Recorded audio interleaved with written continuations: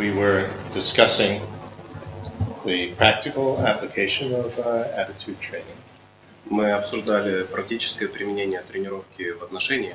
And we saw that one of the big principles is that we don't make anything big, nothing special out of the feeling happiness, unhappiness, or neutral that we're feeling, or anything big out of me, that I'm so special and it's so important what I feel, as opposed to what everybody else feels.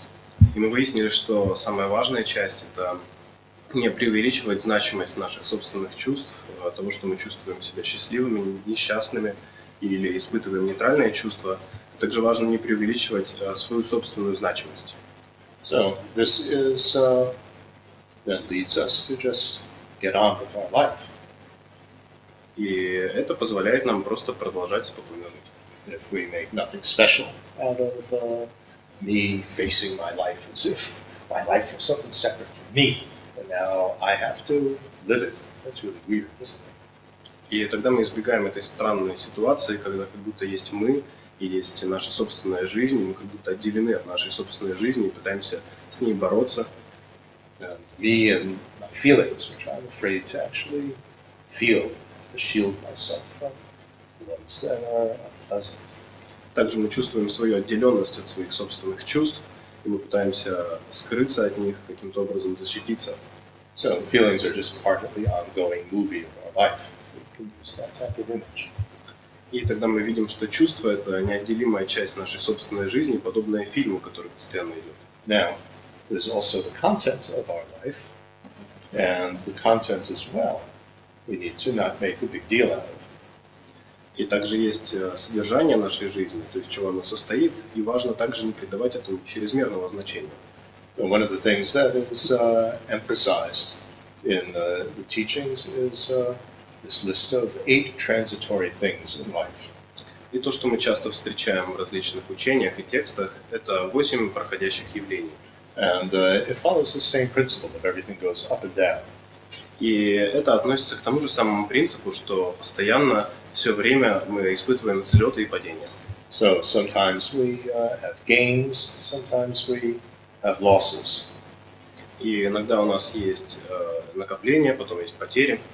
So this can be financially. Sometimes we make money, sometimes we lose money. Sometimes we get something, buy something which is very good. It's a gain. Sometimes it breaks. It's a loss. И мы можем говорить об этом как в финансовом плане, когда, например, мы зарабатываем деньги, а потом, наоборот, их теряем. Мы сначала накапливаем какие-то вещи, потом они куда-то исчезают. And again, same principle, nothing special about that, of course.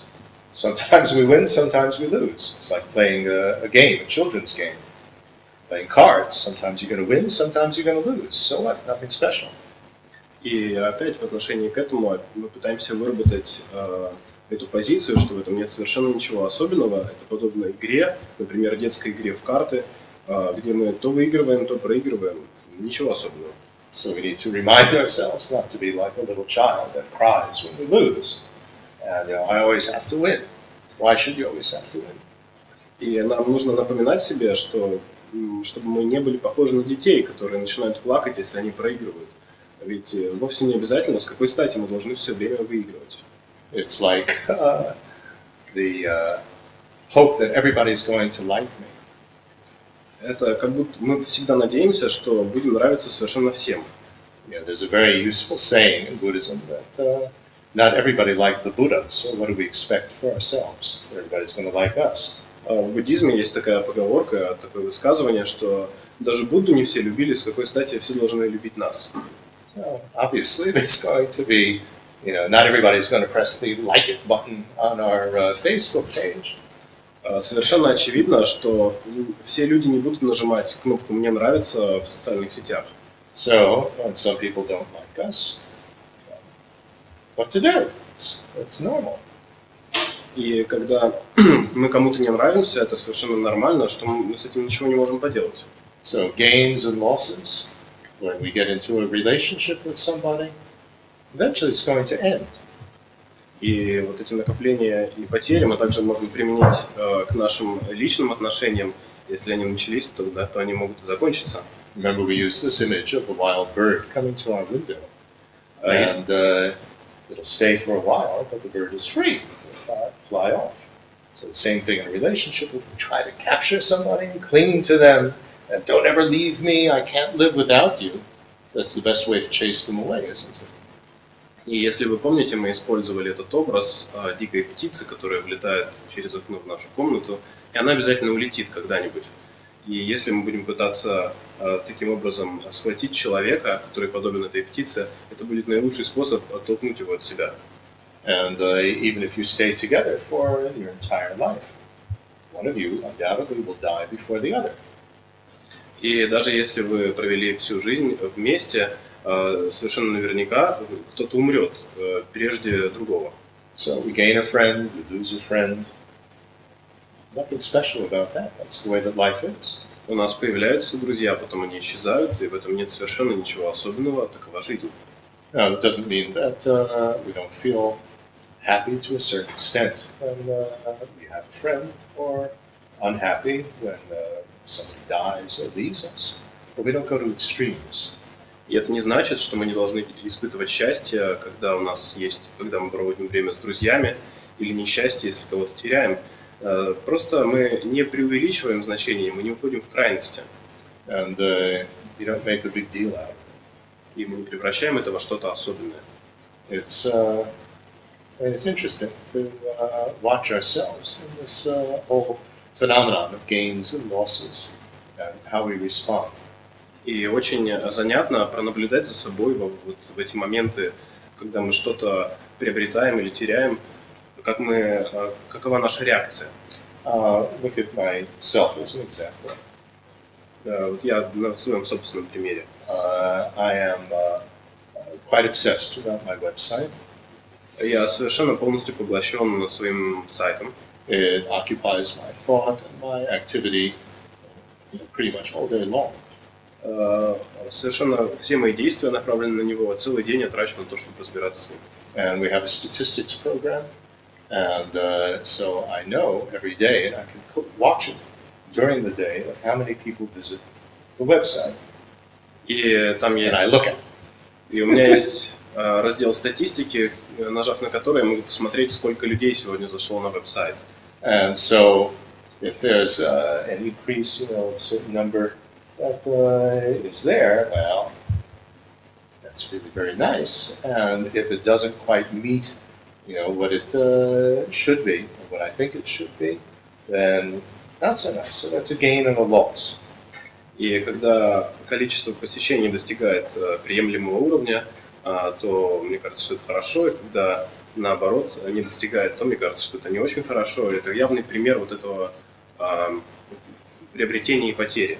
So it's quite interesting that, in a sense, I do feel a very low level of happiness. It's not a dramatic thing. You see, wow, today we had, a few weeks ago, we reached the 6,000 visits in one day mark, which was really, wow, 6,000, that's a lot.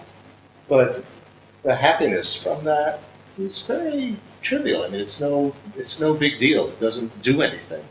You feel, oh, well, that's good. Well, now, what else is new? И на самом деле этот уровень счастья, или радости, он очень небольшой, потому что, например, на прошлой неделе у нас было по статистике 6 тысяч уникальных посещений в день, и это достаточно много, но уровень счастья был небольшой. And then another day it goes way down to, let's say, 4,500. And you say, oh, not so many people looked at it today. И на следующий день было 4500 уникальных посещений, и тогда у меня было вот это отношение, что почему это так мало. So a little bit disappointed, but what my experience is that that up and down is much less, and it certainly doesn't last. It's just very slight, and what seems to be more prominent is the self-preoccupation, which I confess to, of wanting to look at this statistic all the time. И хотя я был, So that seems to be stronger. хотя я был немного разочарован, то я тем не менее хорошо осознаю, что эти взлеты и падения, они никогда не исчезают, это постоянный процесс, и что по-настоящему меня заботит, это вот это мое страстное желание постоянно посмотреть на эту статистику. Я сразу вижу, что это очень сильное желание, которое возникает. And Buddhism says that the self-preoccupation is stronger than your preoccupation with other things, because that's so instinctive, thinking about me. И вот это как раз пример озабоченности собой. И в буддизме говорится о том, что озабоченность собой это и есть основная проблема, потому что мы обращаем внимание только на себя. And it doesn't even manifest in the thing as, oh, I'm so great, or, nobody loves me. Not enough people look, but it's still a self-preoccupation.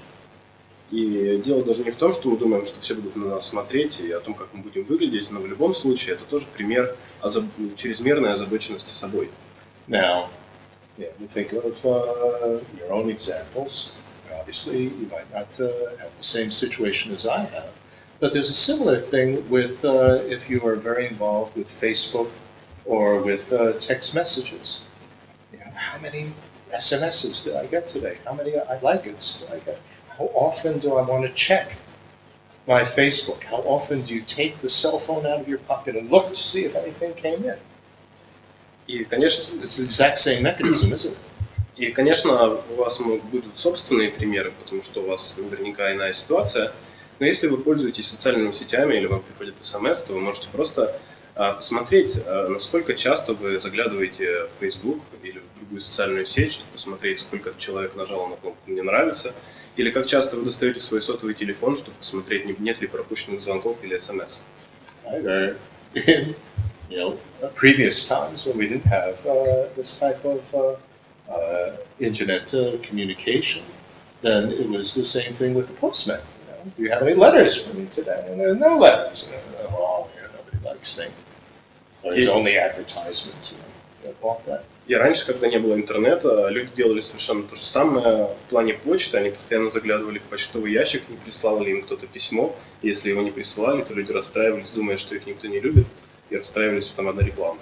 So, this attitude of nothing special can help with that as well. And from my own experience, it fits in with the Buddhist teachings as well. That the up and down of feeling happy, really excited, wow, I got, 20 I like it's today, in terms of what I have for breakfast, or whatever, or, I don't like it, or, like that the emotional up and down gets less and less extreme. There's more equanimity about it. But what's more difficult is this preoccupation of always wanting to check and see what came in. И вот эта позиция или отношение, что нет ничего особенного, если мы постоянно ее развиваем, то со временем мы видим, что постоянные эмоциональные взлеты и падения, они постепенно становятся, их амплитуда становится все меньше, и это и мой собственный опыт, это также соответствует и буддийским учениям. Но важно даже не это, а важнее то, что что у нас постоянно возникает это желание, озабоченность тем, чтобы знать, и предположим, проверять статистику, Facebook или SMS. This is, what I'm trying to illustrate here is that when we work on changing our attitudes, trying to improve our attitudes, it's a very slow and long process. It's not going to change things so quickly. And the way that it changes things is a gradual, less of an emotional roller coaster. But what will take much longer is this feeling of self-importance, that it really is important how many messages I get on Facebook, or how many SMSs I get today. That takes longer, that's more difficult to overcome, the preoccupation. И что я хочу показать, это то, что подобный путь тренировки в отношении, он требует времени, это постепенные перемены. Не следует ожидать, что мы получим сиюминутный результат уже завтра. И особенно это касается нашей озабоченности собой, вот этого постоянного желания утвердиться каким-то образом. Это требует серьезных затрат временных. And it's very interesting when you start to view yourself as in a more realistic way, which is that I've become a slave to the computer and to my cell phone. And I'm the slave that I'm always having to look at it. I'm always having to check how people are responding to me. И It's an очень, interesting thing, isn't it? и очень важно реалистично взглянуть на ситуацию и, например, понять, что мы стали рабами своего сотового телефона или рабами компьютера, потому что мы постоянно проверяем, что же там происходит. And why have I become a slave? You see people, I see them on the metro, the subway, on the bus, that they always have to have their cell phone in their hand. So they're always holding it because why? And if you think about it, it's really this self-importance, this self-cherishing. And И insecurity is underneath it, isn't it? И я постоянно вижу подобные примеры, например, когда еду в метро или в автобусе, что большинство людей уже не может выпустить сотовый телефон из руки, они постоянно наблюдают, проверяют или разговаривают. И это на самом деле явные показатели вот этого себелюбия и постоянной чрезмерной озабоченности собой, потому что мы проверяем, как на нас реагируют другие. Mentality of I don't want to miss something. И у нас появляется эта идея, что мы не хотим что-то пропустить. Why? Но почему она появляется? What's so important? Что в этом такого важного? Some things may be important. I'm not saying that nothing is important, but we over-exaggerate the importance of constantly being in touch, constantly being online. Конечно, And that's a very interesting thing to analyze in terms of our own emotional well-being, isn't it? Конечно, может быть что-то важное, но мы постоянно пытаемся проверять, мы постоянно озабочены, и это как раз показатель озабоченности собой. So these 8 transitory things that go up and down in life. Sometimes we win, sometimes we lose. That's one. И эти One set.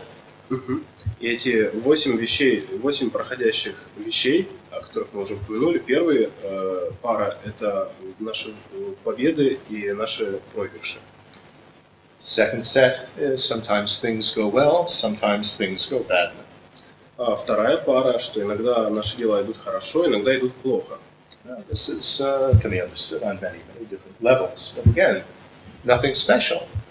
Sometimes the day is going well, and sometimes a lot of obstacles, and people give us a difficult time, and so on. It's normal. И What do we expect? мы можем понять на разных уровнях последнюю пару, и иногда дела могут идти очень хорошо, иногда, наоборот, очень плохо. И такова жизнь. Что же мы, собственно, ожидали? Sometimes our energy is high, sometimes the energy is low. Sometimes we feel healthy, sometimes we catch a cold. So what? Иногда у нас много энергии, иногда мало, иногда мы чувствуем себя здоровыми, иногда нет. Но это нормально, что в этом особенного? So we just deal with it, not being afraid. Ooh, I'm going to catch a cold. Or, ooh, you want to somehow shield yourself. So you're always with your shields up. Push everything away. Very, very insecure. And that is a very unhappy state of mind. И мы просто пытаемся справиться с ситуацией. Мы не пытаемся начать бояться и защищаться от нее. Например, когда мы боимся заразиться гриппом, и мы как будто ходим вот со своим щитом, пытаясь не заразиться, мы просто спокойно относимся к этому, пытаемся сделать то, что в наших силах. Now, the next set is praise and criticism. Sometimes people praise us, sometimes people criticize us. И How do you deal with that? третья пара – это похвала, и наоборот, когда нас хвалят и ругают. Иногда происходит так, иногда происходит по-другому, и нам нужно просто с этим научиться справляться. Again, not everybody liked the Buddha. Not everybody praised the Buddha. Опять же, Some people were very critical. His cousin was very critical. не все любили даже Будду. Например, в его случае его двоюродный брат постоянно критиковал Будду. Yeah. Again, I'll use my own example. Я приведу примеры своей собственной жизни. So I get emails in response to my website. Я получаю имейлы с моего веб-сайта. And sometimes they are praise, and I would say probably the majority are praise, how helpful it is, and so on. And occasionally there'll be a criticism of something. And И порой это различные похвала, когда люди благодарят меня за то, что я делаю, и говорят, как это полезно. Но порой, и это обычно большинство писем, но порой возникают письма, в которых люди меня критикуют. Now, of course, you can go on an emotional roller coaster with that. You get an email which says, "Oh, this has changed my life and it's so wonderful," and you feel, "Wow, I'm really great." And then somebody says, "This is terrible," and so on, and then you feel really horrible. И, конечно, мы можем начать кататься на этих американских горках эмоциональных. Когда кто-то нас хвалит, тогда мы начинаем невероятно радоваться, мы думаем, какие же мы замечательные, а когда кто-то, наоборот, критикует, мы думаем, боже, как это ужасно. But actually what I find is that over time, what is easier to deal with is the praise. It doesn't make you so excited and you don't go to the extreme of, well, I don't deserve it, and if they really knew the true me, they would, not like me. You don't go on that. That's a childish trip. Like they say, this is the best thing that I've ever read. And so, what I find is that I don't go to, that is not very disturbing. What is more disturbing is the criticism. So what I'm saying is that from my experience, it's easier, when you're training yourself, it's easier to deal with the praise than it is with the criticism. И в плане этих эмоциональных американских горок со временем я заметил, что мне гораздо проще справляться вот с контролем эмоциональных взлетов, когда кто-то меня хвалит. С этим достаточно просто, но гораздо сложнее с критикой, когда меня кто-то критикует. And when I'm talking about not overreacting to the praise, I'm not talking about going to this extreme of, well, I don't deserve it, and if they really knew the true me, they would not like me. So this is just some artificial thing that they are praising. We're not going to that extreme either. И я вовсе не говорю о крайности вот этого контроля над похвалой, когда нас хвалят, этого эмоционального ответа. Потому что тогда мы будем думать, что мы недостойны похвалы, и что если бы люди знали нас по-настоящему, они никогда не стали бы нас хвалить. Я говорю вовсе не об этом. But the criticism is more difficult to deal with. And so try to analyze that. Why is that more difficult? И гораздо сложнее справиться с критикой. Попытайтесь проанализировать, почему это так. And I think if you're working on this attitude training, it's not so much that they don't like me. It's not the overemphasis on the me. But what's left is that I cause them unhappiness. And you think more of their unhappiness and their dissatisfaction that caused them to write. И если мы рассматриваем это в контексте тренировки в отношении, то здесь дело даже не в том, что мы думаем о том, как это вот я кому-то не понравился. Мы начинаем размышлять, что наше собственное поведение заставило другого человека быть в какой-то мере несчастным и написать нам подобное письмо. So then one has to try to avoid going to the extreme of feeling guilty. That I caused them to be unhappy. I'm no good, I'm bad. И тогда нам важно не уйти в крайность вины, когда мы думаем, что мы плохие, нехорошие люди, потому что мы заставили другого человека себя плохо чувствовать. But to think more in terms of them, and if I can do something to, help in that situation, even if it's just an apology of saying, I acknowledge that this maybe gave you a difficult time. I'm really sorry. That was not my intention. Even that is enough, and that's not in terms of, I'm so bad, guilt. It's thinking in terms of others. И опять же мы стараемся концентрироваться не на себе, а подумать о других людях, и мы пытаемся понять, можем ли мы как-то им помочь. И если мы заставили их переживать негативные эмоции, тогда мы можем, например, извиниться и сделать то, что в наших силах. So in terms of changing your focus from self-cherishing to cherishing others, it's not a 100% shift, but slowly the emphasis is going toward the others. And where it comes most strongly is when it seems as though you've caused suffering to others. И если мы пытаемся сместить внимание с себелюбия, постоянного озабоченности собой, на заботу о других, то мы не делаем это резко, мы это делаем постепенно, и мы пытаемся проверять, не доставляем ли мы кому-то неприятности.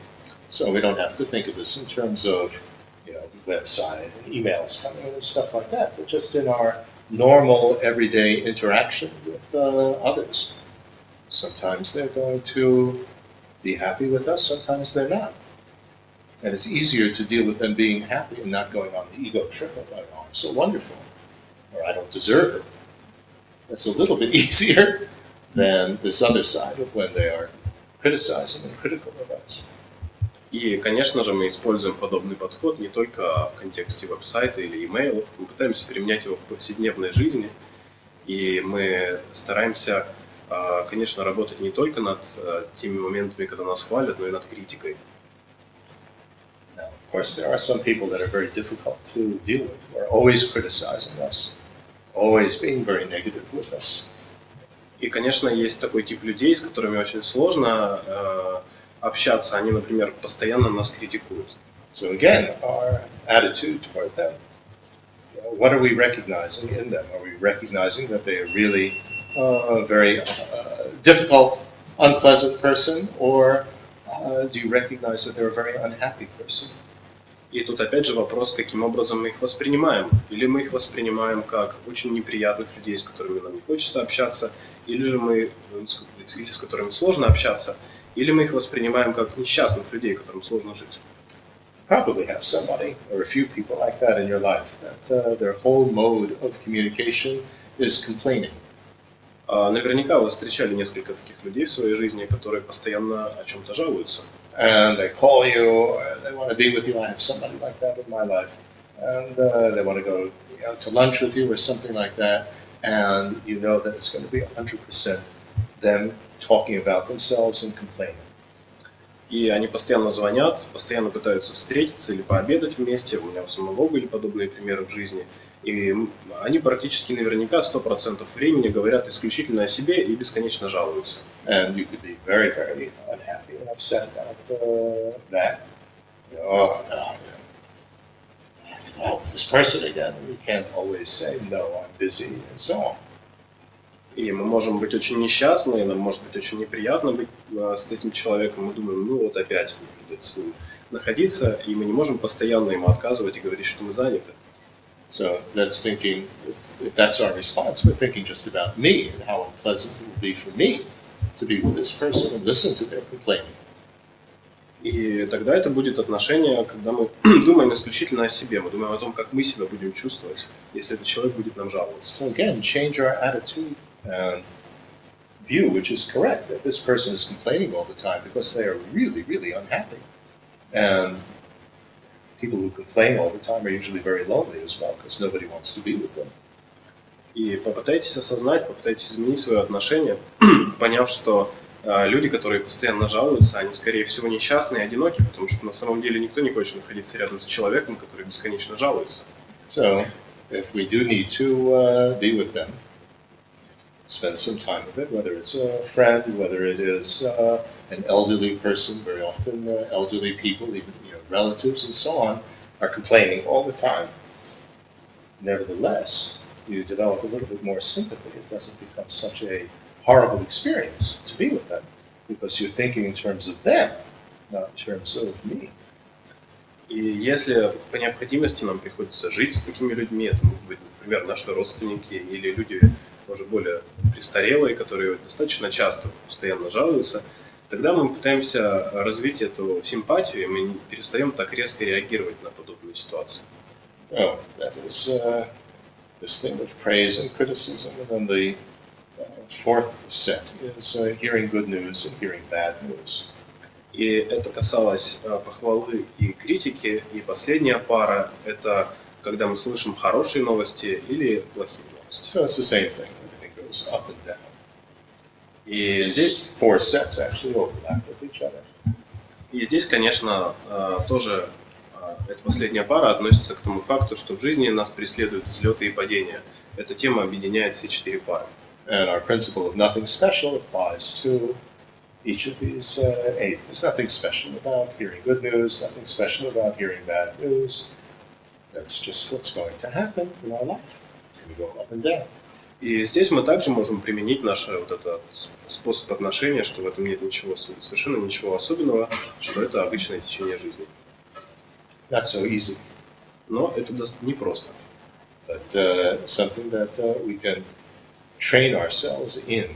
And the way that we train ourselves to be able to deal with these things is, as I said, understanding this principle of nothing special.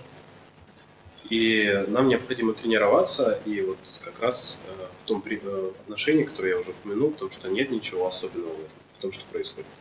So, think about that for a moment. Давайте подумаем об этом какое-то время. Okay. Some people object to this type of training.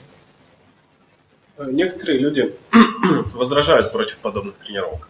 They say that they like being on an emotional roller coaster because if you don't have these ups and downs, you're not really alive. Они говорят, что им нравится кататься на этих эмоциональных американских горках, потому что когда они испытывают эти взлеты и падения, им кажется, что они живы. And so we have to examine, is that a helpful attitude to have? Нам необходимо проверить, полезно ли это отношение. First of all, whether we're on the emotional roller coaster or not, we're still alive. So that's a bit silly, isn't it? Во-первых, катаемся мы на эмоциональных американских горках или нет, мы в любом случае живы, поэтому это уже глупо достаточно. But what happens when we are on this emotional roller coaster? Но что случается, когда мы на этих американских горках? The emotional roller coaster is when we're on that, we're not really thinking rationally, are we? Когда мы катаемся на этих эмоциональных американских горках, мы не думаем, мы думаем нерационально, не так ли? Because we're just overwhelmed by the emotions, so you don't think clearly. Мы переполнены эмоциями, поэтому мы не можем ясно думать. But if we're more calm, although our life is not more dramatic, it's not to be dramatic in a sense, but this is happening and that's happening and so on. But if we're more calm, you're able to think more clearly and deal with situations in a much better way. И если мы спокойнее, если мы не слишком бурно реагируем, что вот ничего себе произошло это или произошло что-то другое, тогда мы можем думать более ясно. When we're really unhappy and angry with somebody, you say things that later you might regret. Если мы разгневаны на кого-то, то мы можем сказать что-то, о чем потом будем сожалеть. So, being more even-minded, even in terms of our emotions and so on, doesn't mean having no emotions, but it means having feeling and so on that allows for clear thinking as well. Быть более эмоционально спокойным, что вовсе не значит, что у нас нет никаких эмоций, помогает нам сохранять вот эту ясность ума. And in terms of everybody wants to be happy, this sort of calm, peaceful happiness is much more stable than the dramatic, ooh, whoopee happiness. И если мы думаем о счастье всех остальных существ, то вот этот спокойный тип счастья, он гораздо лучше, чем вот это драматические взлеты, когда мы чувствуем невероятное возбуждение и там пытаемся вскрикнуть «Ура, какое счастье!». Now, one more thing that I wanted to discuss with you is what is the basis for an attitude? И еще одна тема, которую я хочу обсудить с вами, что является основой для нашего отношения к чему-либо. And the basis for an attitude towards something is basically having a conceptual framework. И основой для нашего отношения является наличие концепции. So, what is conceptual thought? This is very important to understand. Что же такое концептуальная мысль? Нам очень важно это понимать.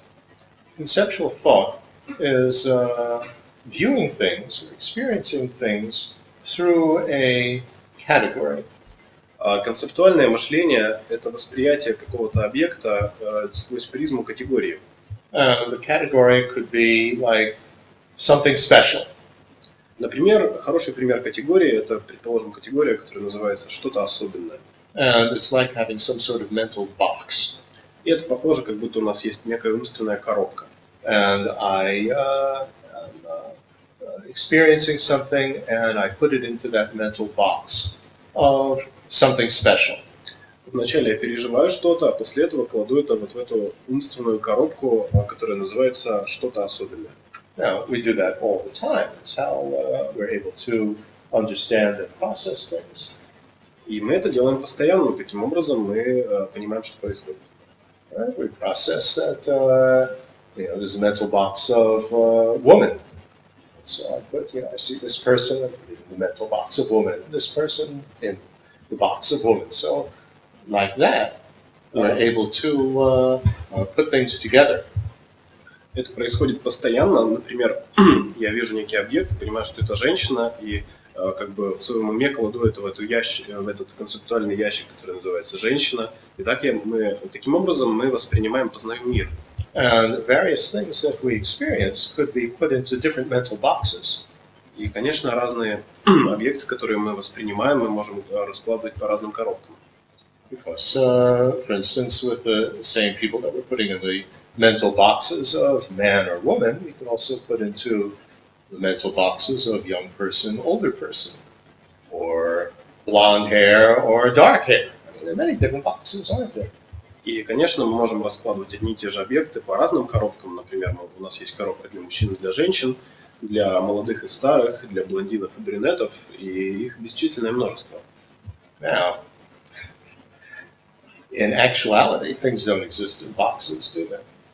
Но в реальности вещи не существуют, положенные в коробке, не так ли? And that's a very difficult thing to really understand and to digest. И это не так просто понять и усвоить. Because, for instance, we could put somebody in the box of a terrible person. Например, мы можем поместить кого-то в коробку, которая называется «ужасный человек». But nobody exists as just a terrible person and nothing else. Но никто не существует в качестве исключительно ужасного человека и не являясь при этом чем-то еще. Because if they were only in that box, and if they really existed in that box, then everybody would view them as a terrible person, and they would have been like that from the time they were a baby. И если бы они действительно были по-настоящему ужасными людьми, это значило бы, что все, кто на них смотрит, все, кто их воспринимает, воспринимали бы их таким образом, и это должно было длиться всегда, даже тогда, когда они были еще младенцами. So these categories, these mental boxes, help us to make sense of things, and our attitude toward others is very much determined by the type of mental box that we put things in. И вот эти умственные коробки, они позволяют нам понять, как все устроено. И они достаточно полезны в этом плане, потому что с помощью них мы понимаем. But we have to keep in mind that these mental boxes are really only a mental construct. Но важно осознавать, что все эти ментальные коробки, они являются всего лишь умственной конструкцией. Out there in reality, as it were, if I can speak in these type of terms, there are no boxes, are there? These are mental boxes through which we perceive things. В реальности, если я могу пользоваться подобным термином, нет никаких коробок. Это всего лишь то, каким образом воспринимает наш ум. Now, how do we identify and place things in this type of mental box as opposed to that type of mental box? Каким же образом мы определяем, что один объект нужно положить в одну коробку, а другой объект в другую? And this is on the basis of a certain feature of the item that we think is really distinguishing it from other things. И обычно это основывается на определенном качестве объекта, который, как нам кажется, отличает его от других объектов. This can be called a defining characteristic. That's sort of the technical term for it. А для этого существует технический термин, определяющая характеристика. But it's a certain feature. Like, for instance, what is the feature for putting things into the box of being a square? Well, it's having 4 equal sides. So things that have 4 equal sides, that's the defining feature, a characteristic. And so we put it in the mental box of square. We have words that correspond, that we associate with these boxes. И речь идет о качестве. К примеру, каким образом мы можем определить, что перед нами квадрат? Это должна быть фигура, у которой 4 равные стороны, и мы тогда кладем этот объект в умственную коробку под названием квадрат, и тогда мы легко можем определить, что любой объект, у которого есть 4 равные стороны, это квадрат. Yeah, it becomes very interesting when we think, it's quite simple with the category of a square. But what about the category of annoying person? И все достаточно просто, когда мы говорим о примере квадрата, но как мы определяем эту самую характеристику на примере, например, когда нас раздражает человек, раздражающий человек? What is the feature on the side of the person that makes us view them in this box of you're an annoying person? Что за качество внутри вот этого самого человека, которое заставляет нас воспринимать его как раздражающего нас? It's a very interesting question, isn't it? И это очень интересный вопрос, не так ли? What is it that is annoying? Что нас в нем раздражает? Think about that. Подумайте об этом. What does the fly buzzing around your face and this person have in common that you would view them both as annoying? You would put them in the box of annoying. Что общего у мухи, которая летает вокруг и вас раздражает, и человека, который вас раздражает, потому что и то вас раздражает, значит, у них должно быть нечто общее. So there's something about what they do which causes me to lose my balance or my peace of mind, my calm state of mind. То, что они делают, заставляет меня потерять мое спокойствие, мой баланс ума. So actually it's being defined in terms of me, not really in terms of them. Таким образом, мы определяем нечто как раздражающее, основываясь не на качествах объекта, а основываясь на самих себе. Because what I find annoying, you might not find annoying.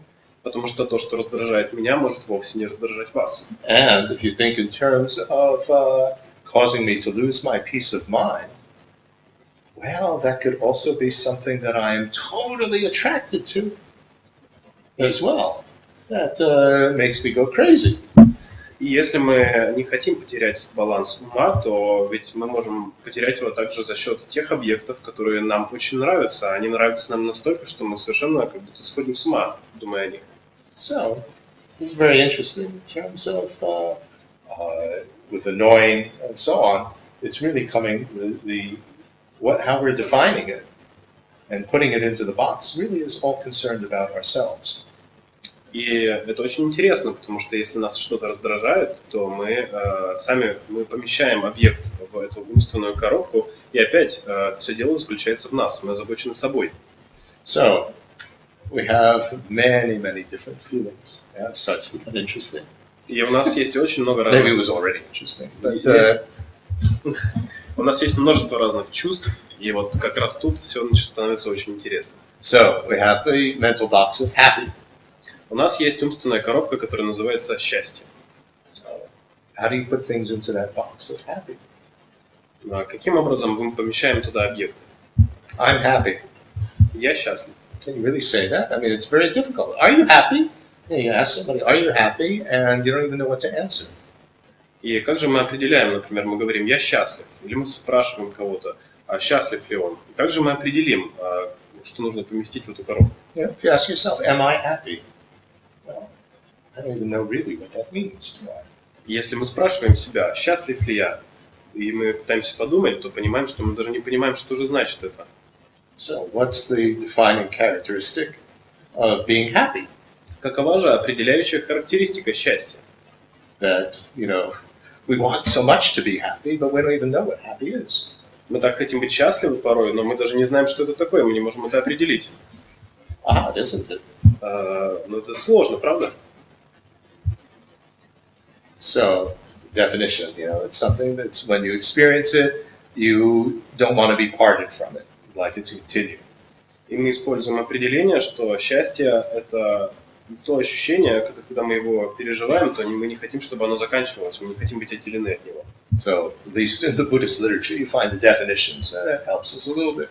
Ну, хотя бы в буддийской литературе мы можем найти четкое определение, это может нам немного помочь. Now, turn to Facebook. Why do certain things you put into the category, the box of I like it? Вернемся, к примеру, с социальными сетями. Почему некоторые сообщения мы помещаем в коробку под названием «Мне нравится»? What is the characteristic of something that would inspire you to put it in the box of I like it and press the button? Что за характеристика заставляет нас поместить некое сообщение в категорию «Мне нравится» и нажать на кнопку «Мне нравится» или «Лайк» в Фейсбуке? Think about that. It's quite difficult to put into words, isn't it? Подумайте об этом, это не просто оформить в слова, не так?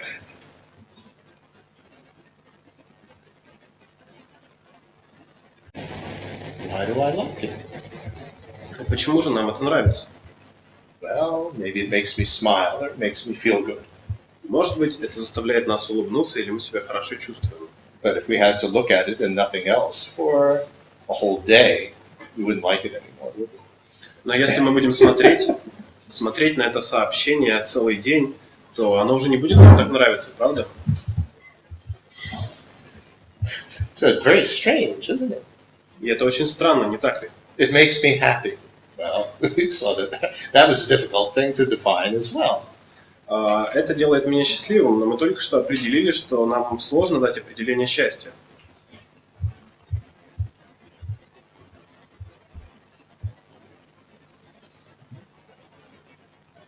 And what's interesting also, when you talk about conceptual thought, is that we have a mental image of what represents the category. И если мы говорим о концептуальной мысли, Like, for instance, то важно понимать, что у нас есть различные категории. the example that I always use with people is the category of dog. When you think of a dog, you have some sort of mental picture of a dog, don't you? And I'm sure everybody represents what a dog is with a different mental picture. И когда речь заходит также о категориях, у нас есть определенный образ, который с ней связан. И пример, который я часто привожу, это пример собаки. Когда я говорю слово «собака», у каждого из нас возникает некий образ в голове. Но это обычно совершенно разные собаки. So the same thing with what represents to us a pretty person, a sexy person. We had that with the example earlier of the who does the pig find sexy, and who do we find sexy? So obviously everybody has a mental picture that represents the category of sexy. И это также относится к категории симпатичный человек или сексуальный человек. И у каждого из нас есть собственный образ, связанный с подобной категорией. И мы уже приводили подобный пример на прошлой лекции, когда мы обсуждали свинью, и она тоже находит кого-то привлекательным и сексуальным. So, what represents I like it? Something that I like. That's more difficult. Что же заставляет нас... Почему нам что-то нравится? Какой образ за этим стоит? Sometimes we have that way of talking, don't we? This is the type of thing that I like.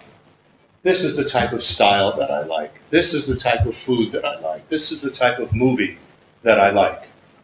И даже в We do talk like that, don't we? Даже в нашем языке мы можем порой говорить о том, что вот определенный вид пищи нам нравится, или вот такой жанр фильмов нам нравится, или подобный тип чего угодно нам нравится. This person, she's not my type, or he's not my type. По отношению к человеку мы можем говорить, что вот это не мой тип. So, what represents what I like? And do we compare then what we experience, let's say what you see on Facebook, with some image of what I like? And then if it matches that, then you accept it into the box of something that I like. И что же стоит за тем, что нам нравится?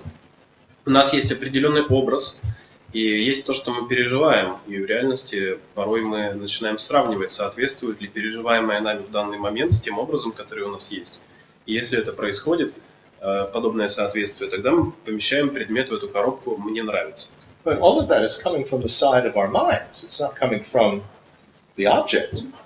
Но все это происходит со стороны нашего собственного ума. Это вовсе не качество объекта. If it were coming from the object, if there was something in the object that made it likable, everybody should like it. Если бы это качество находилось на стороне самого объекта, это значило бы, что абсолютно все должны, он должен нравиться абсолютно всем. Right? Правильно? Digest that for a moment.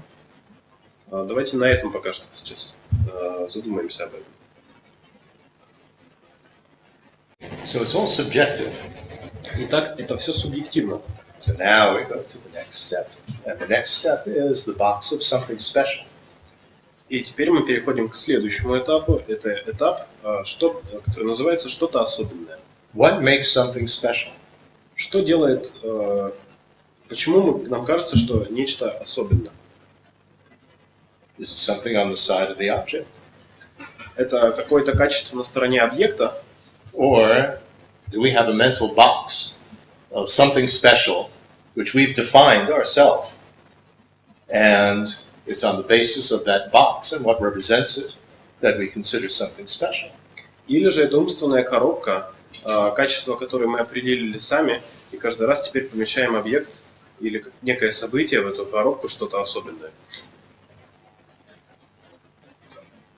What makes something special? Почему нам кажется, что что-то особенное?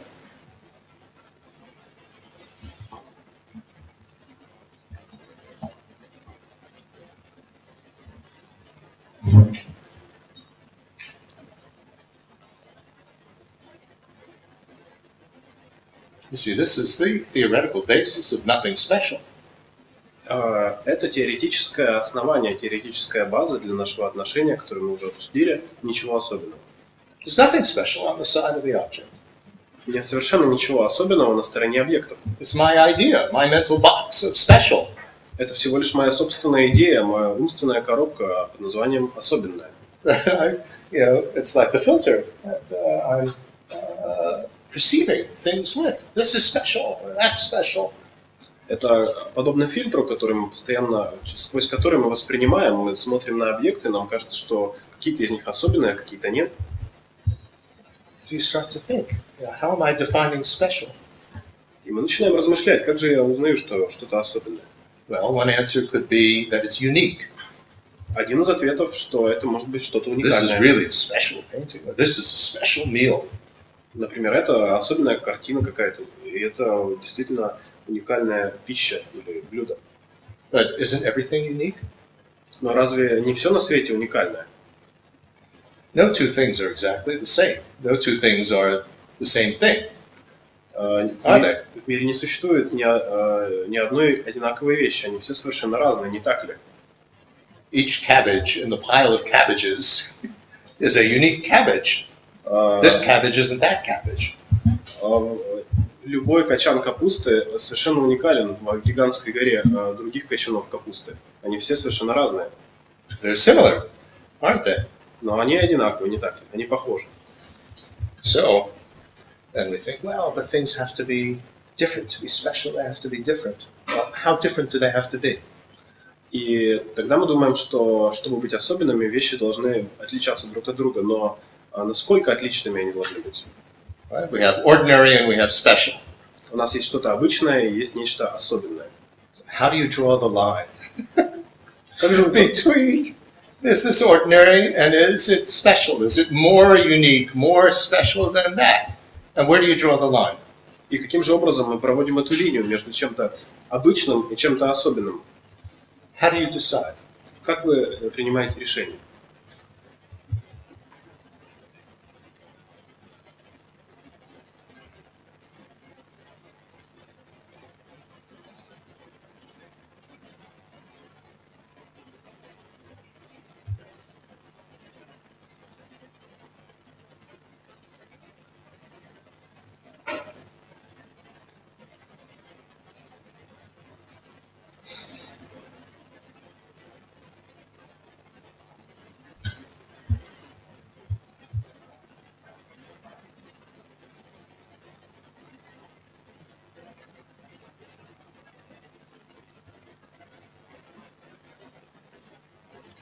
So there are many answers that we could come up with. Well, we could say it has to be new. Well, new to me or new to the universe. И у нас могут появиться множество ответов.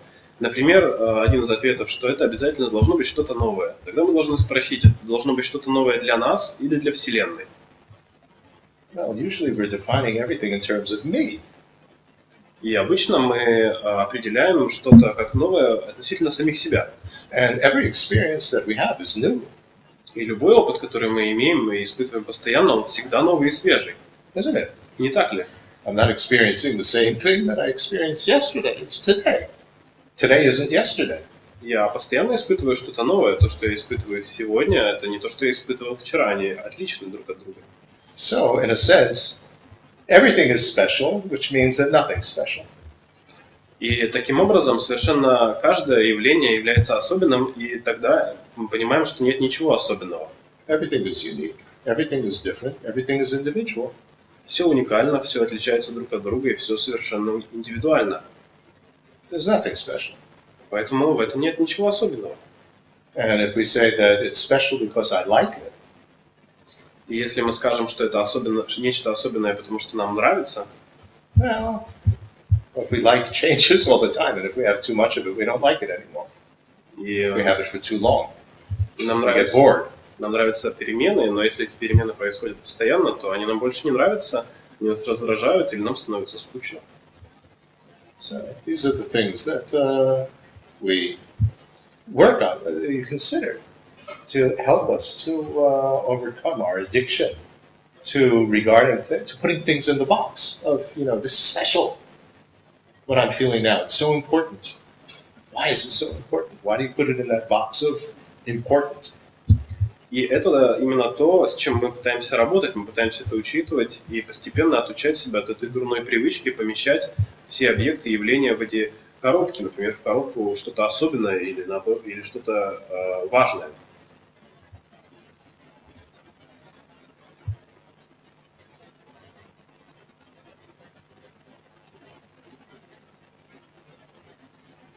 So what we try to do is to not view things in mental boxes that are unnecessary. Что же мы пытаемся сделать? Мы пробуем перестать воспринимать вещи сквозь те коробки, которые совершенно не обязательны. Some mental boxes are useful, even though we know that things don't exist in mental boxes. И некоторые ментальные коробки, они очень полезны, даже если мы понимаем, что это ментальные коробки. For instance, we couldn't understand language without mental boxes. К примеру, мы не способны понимать язык, если у нас нет ментальных коробок. People make different sounds, and the sound of one person saying a word and the sound of somebody else with a different voice and a different volume saying the same word. How do we understand that they're saying the same word? Well, we understand it because you have a mental box of the word. И даже когда мы говорим о языке, то по сути это разные люди воспроизводят разные звуки, потому что они воспроизводят их разным голосом. И каким же образом мы будем воспринимать и понимать, о чем говорят люди, если мы не используем ментальные коробки, в которые мы помещаем слова? You couldn't understand different people speaking if you didn't have these mental boxes of words, could you? Мы просто не будем понимать, что говорят люди, если не будем использовать эти ментальные коробки, не так ли? All these different sounds actually fit in the same box of a word. И все эти различные звуки, они все оказываются в той же самой ментальной коробке, соответствующей слову. So we can't just throw away all mental boxes. И поэтому мы не можем просто выкинуть все эти умственные коробки. But certain mental boxes are really not very helpful, like something special. Но некоторые ментальные коробки, они наоборот нам мешают. Например, вот эта коробка под названием «что-то особенное». Because it's such a subjective thing, and when you really start to analyze it, it's all our attitude, isn't it? What we think is special, and we can't even really define what is special. И это настолько субъективно, и как только мы начинаем анализировать, то мы сразу же понимаем, что это порождение нашего собственного ума, и мы не можем просто отыскать качества, которые делают что-то особенным. What makes it special? Nothing makes it special, really. Что делает объект особенным? Да ничего. So, in this way, we're not just using self-control and discipline to say, well, I'm not going to view things as anything special, because that's very difficult to implement. And we understand, through understanding, that really nothing is special. И мы не It's just a mental construct. Мы не пытаемся себя заставить и постоянно использовать этот самоконтроль, говоря, что я не буду засовывать явления в те или иные умственные коробки. Но мы пытаемся использовать собственное понимание, приучая свой ум к подобному восприятию. Okay. There's one more topic that I wanted to discuss a little bit. Итак, осталась еще одна тема, о которой я бы хотел поговорить. Which is another way in which we regard our feelings as something special. И есть другой способ, с помощью которого мы воспринимаем нечто как особенное. Is that we think that others have to know about and others have to share it in our social network. Когда нам кажется, что другие должны разделять наше мнение или что они должны поделиться чем-то в социальных сетях, тем, что нам понравилось. And if we start to analyze that, why do we have this attitude that what I'm feeling is special and that everybody has to know it? Start to analyze that. Sounds very interesting. Если мы начинаем анализировать, почему нам хочется этим делиться, почему мы хотим, чтобы все другие это разделяли, то тогда мы можем прийти к интересному заключению. Do you really think that everybody is really interested in how we feel? Are we so important that everybody thinks everybody's interested? Действительно ли нам кажется, что все заинтересованы в том, как мы себя чувствуем? Действительно ли им это интересно? I mean, even this phenomenon, it's really weird, isn't it? That these movie stars and pop stars, that millions of people follow their tweets, just to know how they feel about this or that. Why? И это очень... Do you really care?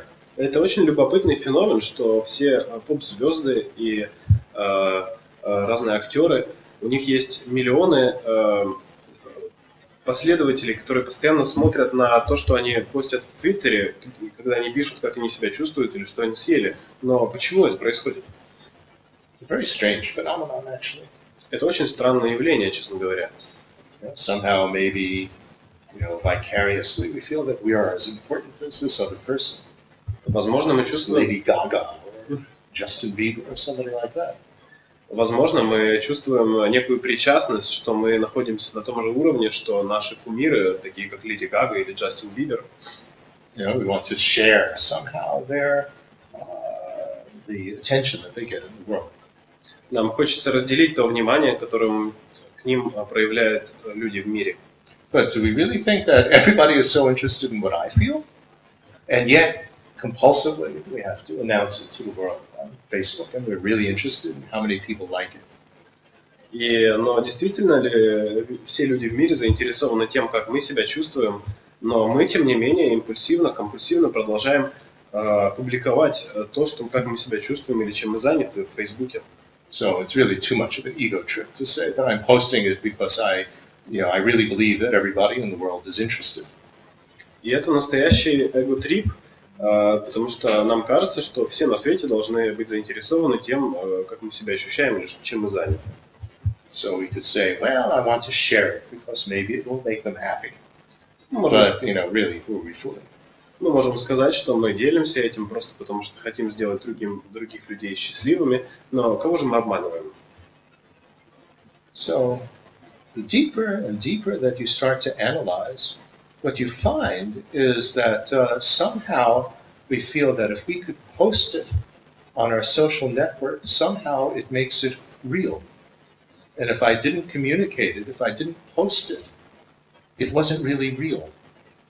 И если мы взглянем чуть глубже, то, возможно, мы поймем, что Когда мы пытаемся поделиться чем-то, в том числе и в социальных сетях, тогда нам кажется, что это произошло по-настоящему. А если мы этого не делаем, то мы теряем вот это чувство реальности. Think of that. Подумайте об этом.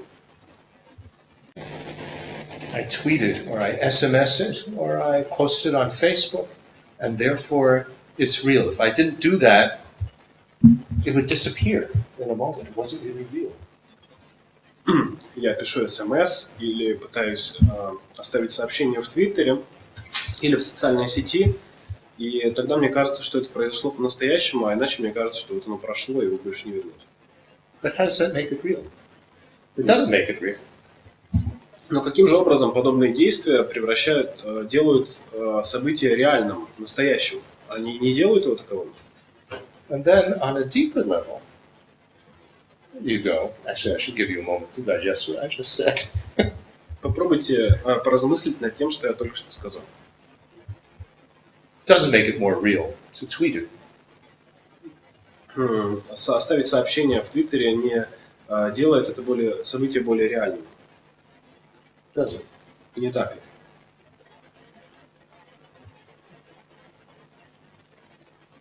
As if we want to hold on to it and make it solid. Мы просто пытаемся уцепиться за него и сделать его чем-то прочным. But you can't. It's gone, isn't it? Но мы не The можем. moment. Но мы не можем. В следующий момент этого ощущения уже нет.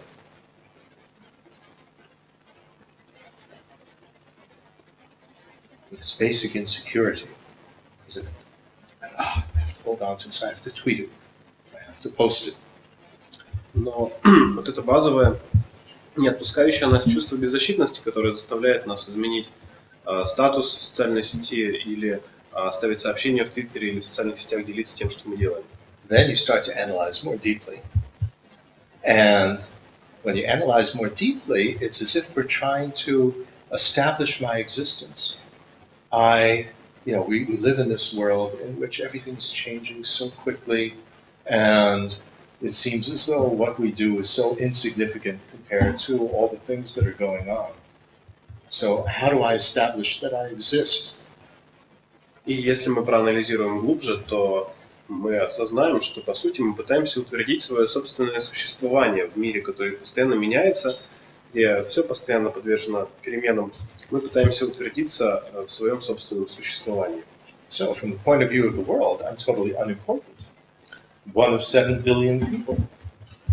С точки зрения мира мы совершенно не имеем никакого значения. Мы всего лишь один человек из 7 миллиардов других людей. So to establish that I'm important, that I actually exist, then I have to post everything that I feel and so on a social network. И чтобы утвердить свое собственное существование, свою значимость, мы пытаемся постоянно оставлять или изменять статусы в социальных сетях. Descartes said, I think, therefore I am. So now it's I tweet, or I SMS, and therefore I am. И если Декарт говорил о том, что я мыслю, значит я существую, то теперь мы можем изменить эту фразу на то, что если я пишу СМС или изменяю статус в социальной сети, это значит, что я существую. Now, of course, not everybody is into this and has this type of mentality, but if you look at the trend in the world, it's getting larger and larger and larger, the percentage of people that become addicted to this networking, this text messaging. И, конечно, далеко не все люди вовлечены в подобные действия, но если мы посмотрим на тенденцию в мире, то мы увидим, что все больше и больше людей постоянно набирает сообщения и постоянно тыкает в свои сотовые телефоны. So then you have to analyze, especially if you become addicted to this. Which means changing our attitude. We're talking about cleansing attitudes, remember? So change your attitude about this, that there's no way can this prove or establish that I exist. Of course I exist. I don't have to tweet it in order to say, hey, I'm here, I exist. We do exist. Если у нас есть подобные тенденции, особенно если у нас есть зависимость от социальных сетей или телефона, нам необходимо пробовать изменить, очистить свое отношение. Не забывайте, это именно то, чему посвящен наш семинар. И мы пытаемся осознать, что тот факт, что мы напишем СМС или изменим статус ВКонтакте, не может никоим образом утвердить наше собственное существование. Мы существуем в любом случае. So there's nothing to feel insecure about. Нам нечего бояться. You don't have to prove anything. И нечего доказывать. That's a really deep insight to get. I don't have to prove anything. I'm here, I exist, I function. I don't have to prove it to the world. А у нас есть... Это очень глубокое осознание на самом деле, когда мы понимаем, что нам нечего некому доказывать, что мы функционируем, существуем, развиваемся. Because actually that's just a distraction from getting on with our lives. And it becomes a big interference, because then we become a slave to our cell phone. И надо осознавать, что все подобные явления, они являются всего лишь отвлечениями от нашего течения жизни, и мы просто тратим свое время и становимся рабами телефонов или социальных сетей. Not only do I exist, but the more I like it that I have, the more worthwhile that I am. And yet I doubt it. You know, I mean, they really like it, or they're just pressing the button. So the whole thing is filled with insecurity, and that is unhappiness, isn't it? Из-за того, что мы чувствуем это легкое ощущение беззащитности, и мы не уверены в собственном существовании, мы пытаемся оставить какое-то сообщение, и мы ждем, что людям оно понравится, но у нас все равно остается это ощущение беззащитности и отсутствие собственного существования. И это, по сути, и есть несчастье. So, more productive attitude is to just get on with our life and try to be as helpful to others as we can. Try not to harm others as much as we're able to avoid that. Just get on with it. И мы пробуем выработать такое продуктивное отношение к жизни, когда мы просто продолжаем жить, стараясь приносить максимальную пользу другим людям и минимально вредить им, просто продолжать жить. So, attitude training, attitude cleansing has many, many different levels with which we can work. И в этой тренировке в отношении или в очищении наших различных отношений мы должны понимать, что есть множество разных уровней, с которыми мы можем работать. We can perceive things through different mental categories, different mental boxes. Just shift the box. Now, reviewing things, Мы можем воспринимать вещи сквозь различные категории, и мы в силах просто изменить ту коробку, умственную коробку, через которую мы воспринимаем что-то. So instead of the mental box of annoying, complaining person, we view this person in the mental box of unhappy, lonely person. И, например, and then that changes our whole way of dealing with the person. И, например, если мы воспринимаем кого-то как раздражающего человека, мы можем поместить его в совершенно другую коробку несчастного человека, и это полностью изменяет тот способ, с которым мы общаемся с ним. Because we realize that there's nothing inherent on the side of the person that makes them either annoying or this or that. So it's just our attitude of how we perceive them that affects how we experience them and how we deal with them. И мы осознаем, что на стороне самого объекта нет никакого врожденного качества, которое делает его раздражающим, предположим, раздражающим. Мы осознаем, что наше собственное восприятие порождает этот образ, и воспринимая через умственные коробки, это восприятие, оно также влияет на то, как мы будем взаимодействовать с этим человеком. And some mental categories are just not very helpful, like, special. This is a special person. This is a special occasion. You ever think how arbitrary it is, when you think in terms of New Year or a holiday or birthday or anything like that? This is so special. What makes it special? People decided that it was special. There's nothing special in there, particularly January 1st. It doesn't even correspond to anything, astronomically. И есть также вредные и бесполезные умственные коробки, как, например, коробка «что-то особенное». Например, возьмем совершенно дурацкие примеры вроде праздников, как Новый год или день рождения, и каждый человек говорит о том, как же это важно, как же это особенный повод. Но что делает его по-настоящему особенным? По сути, ничего, кроме нашего собственного. Люди назначили подобные события особенными. В них самих нет ничего особенного. Earth is circling around the sun. There's no beginning. That, this is the first day of the year. It's totally arbitrary which one you say is first. There is no first. So every culture has a different New Year. So what's so special? There's nothing special. Планета Земля движется вокруг Солнца, и это происходит постоянно, и нет какой-то точки, в которой начинается год. Поэтому у каждой культуры есть свой Новый год, и в этом нет совершенно ничего особенного. So if you're in a culture and everybody is celebrating it, okay, you don't have to be the grouch that says, oh, this is stupid, and so on. But you don't have to get, so excited, make a big deal out of it. И если мы находимся в другой стране, и там празднуют Новый год, нам, конечно же, незачем быть брюзгой и постоянно говорить о том, как же это глупо. Нам нужно просто продолжать и спокойно к этому относиться. So if we understand this basic nature of how conceptual thought works, and categories and mental boxes and these defining characteristics or features, if we understand all of that, then we can use it. Use it when it's helpful and drop it when it's not helpful. И если мы понимаем механизм, с помощью которого работают наши умственные коробки, отношения, наши категории, концепции, тогда у нас появляется свобода для того, чтобы перемещать объекты из одной коробки в другую, использовать те, которые полезны, и избегать использовать те, которые бесполезны или вредны. So this is some of the principles that are there with attitude training. И это некоторые общие принципы, которые связаны в тренировке в отношении или тренировке ума. So we have a little time for some questions. Итак, у нас осталось немного времени, если у вас есть какие-то вопросы. But, perhaps we take a moment of silence to just digest a little bit what we've been speaking about. Not so easy to understand. Ну, давайте просто несколько секунд мы просто поразмыслим над тем, о чем мы говорили все это время, потому что это не самые простые вопросы. Okay.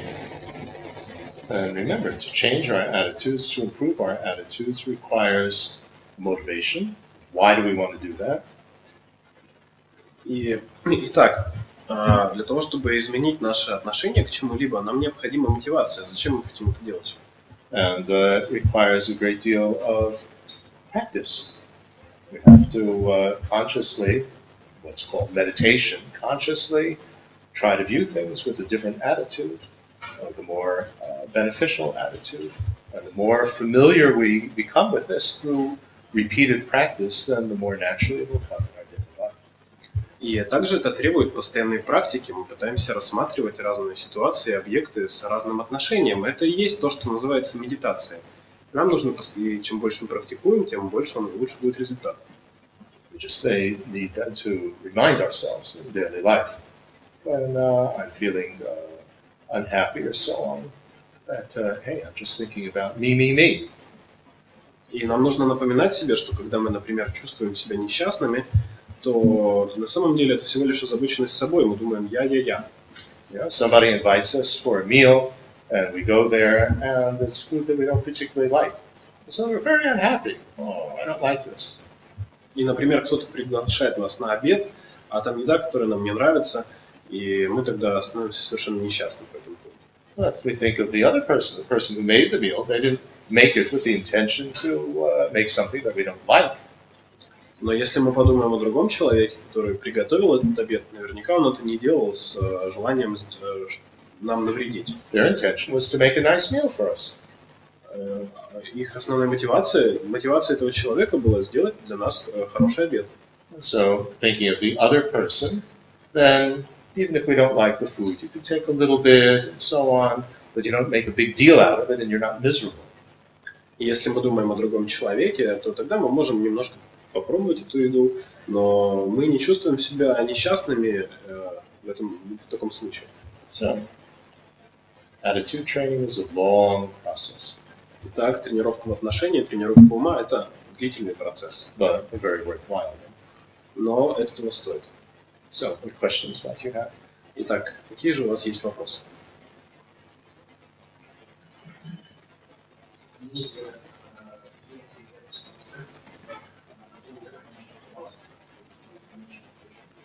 Если мы по целям ставим назначение процесса, если мы не умеем, если мы смысл жизни самого целью меняться в соответствии с нашим возрастом, с нашим интересом, вопрос в том, имеет ли конечный результат, какой-то результат. Если нет, то имеет ли смысл. So the question is there any end point with this process? And do we want to gain some result? And if there is no such result, then why should we do it? Well, the end result in it, the aim can be on various levels. One aim would be to gain what's called liberation from our disturbing emotions. So that's thinking just in terms of ourselves. Говоря о цели, есть много различных уровней конечной цели. И одна из этих целей, когда мы хотим обрести освобождение, и прежде всего мы хотим освободиться от своих собственных беспокоящих эмоций, которые нам вредят. Но тогда мы думаем только о себе. Or the actual intended aim is to be better able to help others. So if I'm constantly with negative attitudes and my emotions going up and down and so on, that makes a big obstacle in dealing with others and trying to help others. Более серьезная цель, когда мы хотим наилучшим образом помогать другим людям, потому что если мы сами постоянно испытываем негативные эмоции, находимся в плохом настроении, нет совершенно ни одного шанса, что мы сможем помогать другим. So even on a very worldly level, if we are a doctor or just somebody, a waiter or a salesperson in a store, you're trying to serve others, you're trying to help others. You can't be crippled by disturbing emotions, or I'm in a bad mood, or these sort of things. И даже на самом обычном мирском уровне, если у нас какая-то работа, связанная с помощью другим, даже, например, если мы официанты, работаем в качестве официанта, или мы продавец в магазине, то мы взаимодействуем с другими людьми. И если мы будем постоянно, наше настроение будет прыгать, мы будем постоянно чувствовать себя то хорошо, то плохо, то мы не сможем по-настоящему им помогать. So instead of the last client of the day, oh, I'm tired and I don't really feel like dealing with them and so on, so you're miserable. You think the first client of the day and the last client of the day, they both want to be helped. There's no difference in that. So by thinking of others, then try to deal with them as best as you can. И, например, если вы работаете в заведении, которое работает до последнего клиента, и вот приходит этот последний клиент, вы думаете, что у вас уже нет никаких сил, и вам совершенно не хочется ему помогать, каким-то образом его обслуживать, тогда следует задуматься, есть ли разница между первым клиентом и последним, потому что и тот, и другой приходит для того, чтобы вы оказали ему какую-то помощь. И что самое интересное, мы сами чувствуем себя несчастными, когда мы размышляем о том, что мы не хотим обслуживать этого последнего клиента. Or you put yourself in the position of the other. If I were the last client of the day with the doctor, don't I want to have the same attention and concern as the first client of the day? Of course I do. И один из способов – это ставить себя на место другого человека. Например, если мы последний клиент у доктора, то хотим ли мы, чтобы он относился, чтобы он нам помог? Конечно же, мы хотим, чтобы он относился к нам так же, как ко всем остальным. So, of course, if we look at this in a complete Buddhist way, well, the end point would be Buddha, so that you're able to help everybody as much as is possible. But even on our ordinary level, there are many type of benefits И, конечно, that we can gain. если мы взглянем на этот процесс с традиционной буддийской точки зрения, то конечная цель того, чем мы занимаемся, мы хотим стать Буддой. Но даже в обычном мирском понимании это очень полезно. But what's important is to not make a big deal out of the goal and not make a big deal out of me who's down here trying to reach this goal and I'm not good enough for all these trips that we go on, or we could go on. Но очень важно не ударяться в крайности, не превращать эту конечную цель во что-то невероятно особенное и нас как нечто отдельное от этого процесса, думать о том, что мы недостойны тем, чтобы этим заниматься, и не уходить во все эти странные наши порождения ума. So again, don't make a big deal. If you think, this goal, and it's hard, and it's impossible, and I could never reach it, and so on, then it really does make it difficult. И когда мы думаем о том, что конечная цель, она невероятно важна, и мы никогда ее не достигнем, вот именно эти мысли делают ее по-настоящему недостижимой. Any other questions? Есть еще какие-то вопросы? Yes. Мы затронули тему концептуального мышления, и в литературе часто встречается второй термин – неврос. Можно вкратце описать следующее? ничего не лишь. So you mentioned in your talk this term conceptual thinking, and I also saw another term which is unconceptual thinking, non-conceptual thinking. Can you please say a few words about it? Well, non-conceptual, well, the word thinking is a difficult word. Let's just talk about mental activity. Ну, во-первых, нужно сказать, что само слово мышление, оно очень сложное. Давайте будем говорить об умственной деятельности. Conceptual thought, or conceptual mental activity is perceiving things in terms of categories. Умственная Mental boxes. Умственная деятельность определяется тем, что мы распределяем объекты в различные категории или умственные коробки. So it's not limited to verbal thinking. A lot of people think conceptual thought is just the voice going on in our head, and if you could quiet that voice, then you're non-conceptual. That's not the case. И речь не о том, что речь не о каком-то вербальном восприятии мира, потому что некоторые люди воспринимают концептуальное мышление как голос, который мы постоянно слышим в голове, и если мы можем этот голос успокоить или утихомирить, тогда мы начинаем думать не концептуально. You know, even animals think in terms of, or their minds work in terms of a category. You know, my baby chicken, or you know, my barn for the cow. My master for the dog. И даже животные, они размышляют с помощью категорий. Например, курица может думать, что это ее цыпленок, а собака может думать, что это ее хозяин.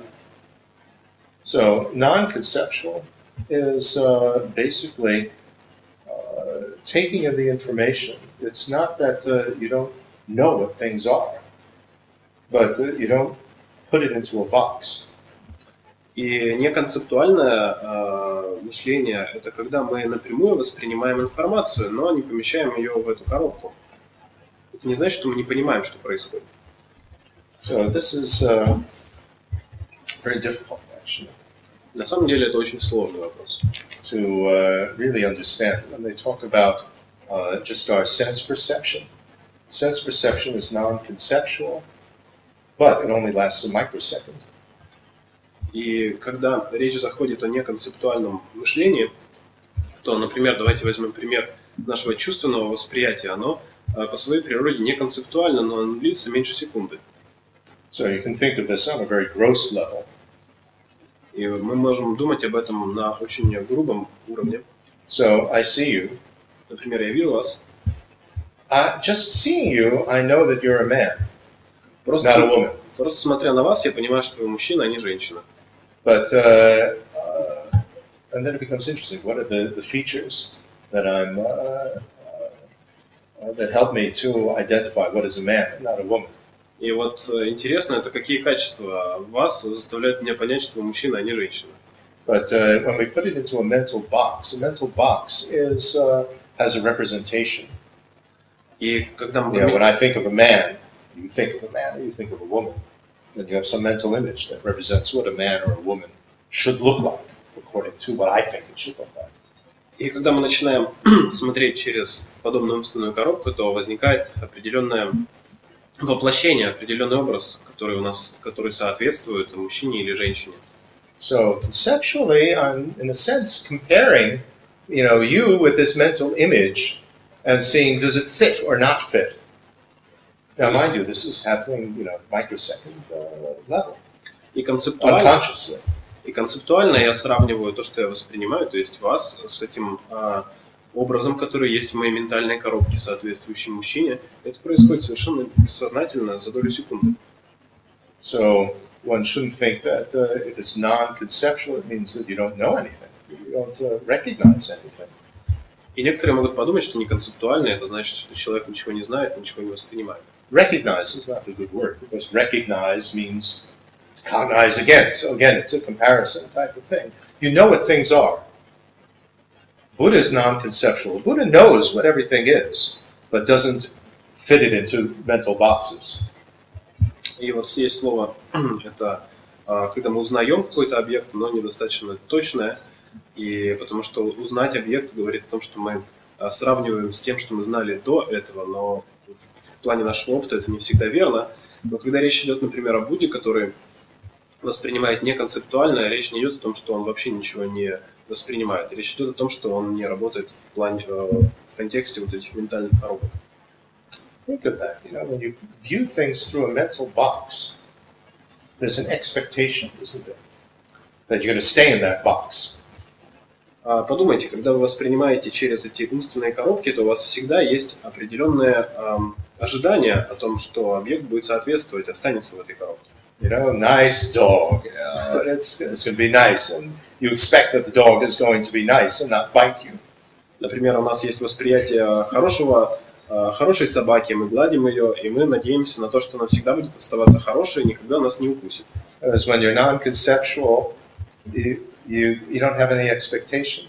I mean, you know that it's a dog can bite, a dog can do this and that, but you don't freeze it into a box, a category, as if things existed corresponding to a box. И когда мы to being in a box, I should say. Когда мы воспринимаем не концептуально, то у нас не остается никаких ожиданий по поводу того, что произойдет. Мы понимаем, что перед нами собака, она может нас укусить, может не укусить, и мы не ожидаем, что мир будет соответствовать ментальным коробкам, которые мы сами создали. It's a little bit in terms of at least my present understanding. Но это касается... Can't say that that's the deepest understanding. I'm sure it's not. В общем, это касается моего собственного понимания. Конечно, речь не о наиглубочайшем понимании, но тем не менее.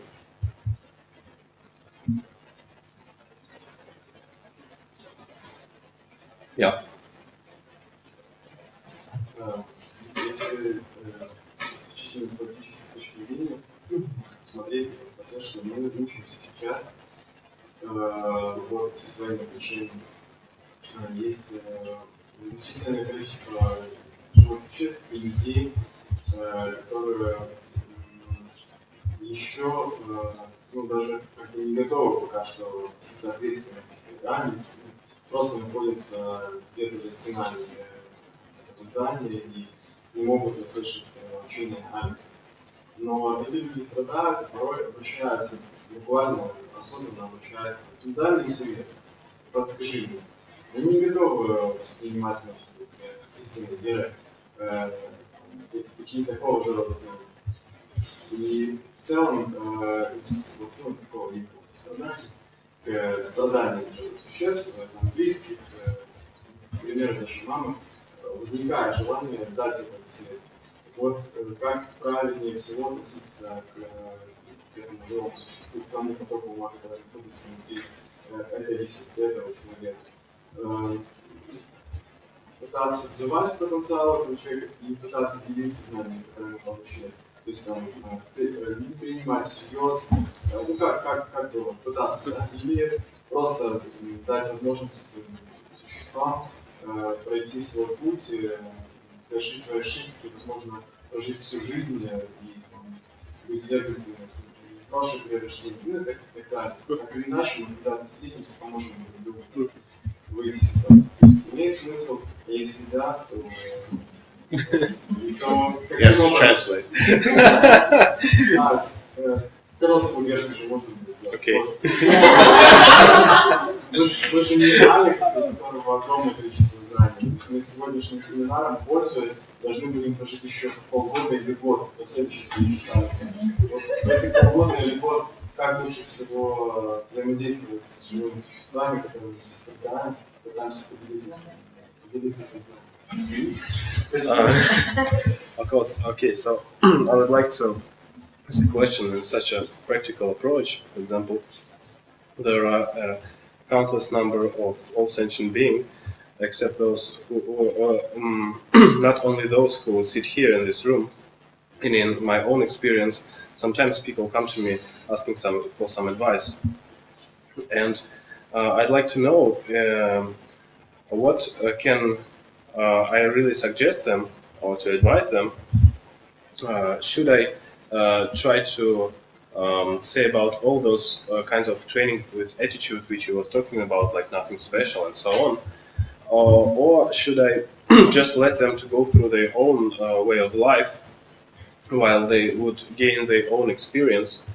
And mostly my question is about this time when we will trying to digest all the information you bring to us for about a year or half a year until your next visit, and in that time probably someone would ask us about some advice. So how should we relate with such person, and what can we advise? I think everything depends on the level of interest that the person has and the ability that they have to be able to understand. What you would explain to a child and what you would explain to an adult would be quite different. Я думаю, все зависит от тех способностей, мотивации, желания, которые есть у каждого человека. И, конечно, мы не будем объяснять ребенку теми словами, которые мы объясняли, например, взрослому человеку. And the general principle that's followed is that you explain things in a very general way first. And then, if the person is really interested, they'll ask again for a more detailed explanation. So you don't flood them at the beginning with too much. И Which обычно, is something I have to remember when I teach. принято сначала говорить в общем, в общем посвящать человека в той или иной вопрос.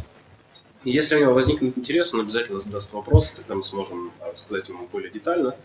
И нам очень важно не нагружать человека огромным количеством информации с самого начала. Это как раз то, о чем мне нужно помнить самому. There's a big difference, though, between doing something for one person, then you can customize it to accord with that person, or you're doing it with a group of people. With a group of people, then somehow, like the way that the Dalai Lama teaches, in the beginning he'll give something very general that just the general audience will be able to understand, but he'll also put in something really sophisticated and detailed as well for the more learned members of the audience. So if it's a large group, then and it is a diverse group, then you try to give a little bit that would be helpful for each type of person there. И, конечно, большая разница, когда мы разговариваем с одним человеком, мы можем организовать свой разговор таким образом, чтобы быть максимально полезным. И когда мы работаем с аудиторией, например, его святейшество Далай-лама, когда он дает свои учения, и там множество людей присутствует, он обычно вначале говорит на общие темы, но обязательно старается упомянуть какую-то невероятно сложную тему и дать детальное объяснение какой-то темы для тех людей, которые уже давно находятся на пути. But most important is to not be pretentious, to not pretend that we understand more than we do, or that we are on a higher level of attainment and accomplishment than we are. Но очень важно также не притворяться, что мы уже находимся на каком-то уровне понимания, что мы достигли уже того уровня, на котором на самом деле мы не находимся. So you say, this is my level of understanding, but if you want to go deeper, look at other sources. И вы можете объяснить на том уровне, на котором понимаете, и тогда вы можете порекомендовать человеку обратиться к другим источникам знания, более глубоким, если ему интересно. And if we don't know the answer, and we don't know how to answer, admit that. Don't just make up something. И если вы не знаете ответа на вопрос, тогда просто признайте это, скажите об этом, не пытайтесь скрыть это или представить иначе. And there are resources that you can direct people to. There's my website, there are many books, there are many other teachers, and so on. And each of us have our limitations, of course. But if one is sincere about it and not pretending, then you're not fooling people. И есть столько различных... Principle is to have them investigate further, to see, what I say, does it make sense or not? И сейчас столько источников информации, есть, например, мой веб-сайт, и есть множество книг. И если человек по-настоящему заинтересован, он обязательно будет искать дальше. Но очень важно нам самим не изображать, что мы знаем что-то, и очень важно просить человека о том, чтобы он перепроверял то, что мы ему сказали, и чтобы он самостоятельно пытался исследовать вопрос. I think that this is an appropriate place to end our time together, so I want to thank you very much. Я думаю, что это как раз самое время нам окончить нашу беседу. Спасибо вам большое.